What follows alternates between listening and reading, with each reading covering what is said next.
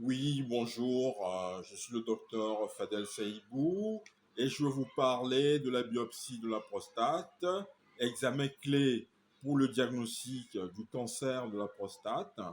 Elle peut être réalisée par voie transrectale ou transpérinéale avec des avantages et des inconvénients distincts. Comme indication pour les biopsies prostatiques, nous avons PSA élevé selon l'âge et le risque, nodule suspect au toucher rectal, IRM prostatique anormal avec lésion PIRATS supérieure ou égale à 3, surveillance active d'un cancer connu. Pour la préparation du patient avant la biopsie, nous avons l'antibiothérapie prophylactique, le lavement rectal 6 voies transrectales, anticoagulants à arrêter si possible selon le risque thrombotique, anesthésie locale par lidocaïne périprostatique pour la voie transrectale par exemple, et générale et ou rachianesthésie, souvent utilisée pour la voie transpérinéale. Pour le matériel utilisé, commun aux deux techniques, nous avons l'échographe avec sonde intracavitaire 5 à 7 MHz, les aiguilles à biopsie 18G, longueur 25 cm, avec système automatique ou semi-automatique, guide stérile pour aiguille, et pour le matériel spécifique à chaque voie, nous avons pour la voie transrectale du sonde endorectale, gel lubrifiant, les antibiotiques ciblant les entérobactéries. Pour la voie périnéale, nous avons le cadre de grille stérile pour repérage, la désinfection périnéale large, les antibiotiques à large spectre à cause du risque moindre d'infection. Pour la procédure elle-même, donc pour la biopsie transrectale, nous avons le patient en décubitus latéral ou gynécologique, une désinfection périnée et rectum, ensuite insertion de la sonde recouverte d'une gaine stérile plus gel, ensuite repérage échographique par visualisation de la prostate, les zones périphériques, l'apex et la base notamment, en ciblage des zones suspectes, si fusion IRM échographie, ensuite anesthésie locale, notamment par injection de lidocaïne au niveau des nerfs honteux, et prélèvement avec schéma standard 12 carottes, 6 de chaque lobe, avec apex, médiane et basse, ciblage IRM avec 2 à 4 prélèvements supplémentaires sur lésions visibles.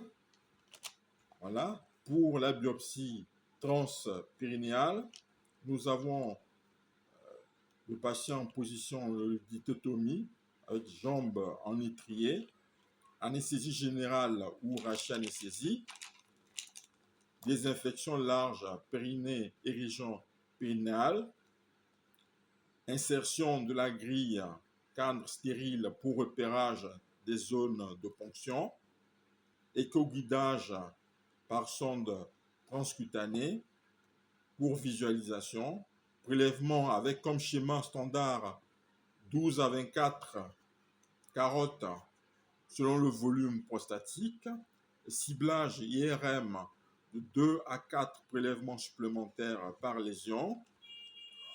Pour le nombre de prélèvements recommandés, nous avons pour une première biopsie 12 prélèvements par la voie transrectale, 12 à 24 par la voie transpérinéale.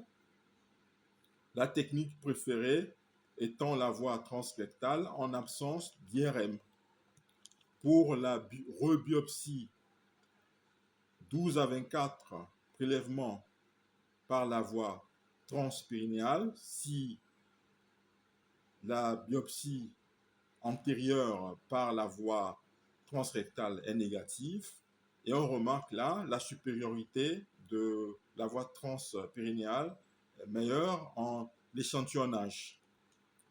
Pour le ciblage IRM, 2 à 4 prélèvements par lésion plus 12 systématiques, avec la voie transpérinéale qui a une précision supérieure.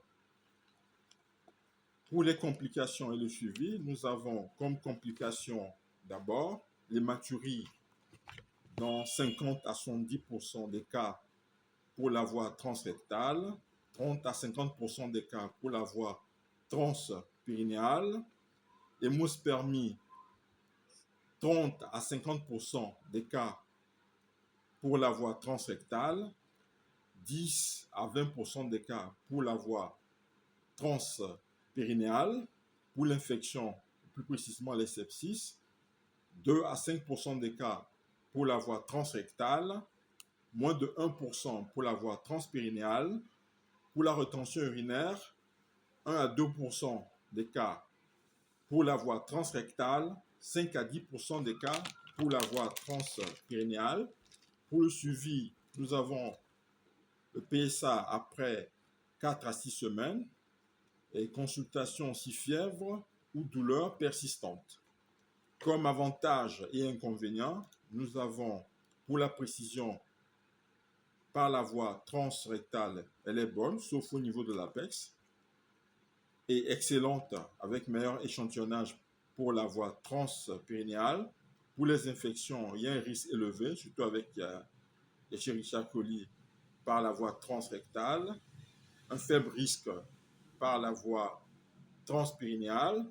Pour la douleur, elle est modérée, avec anesthésie locale par la voie transrectale, et nécessite une anesthésie générale ou une anesthésie par la voie transpérinéale.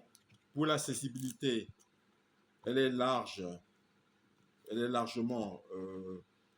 accessible pour la voie transrectale et uniquement dans les centres spécialisés pour la voie transpérinéale.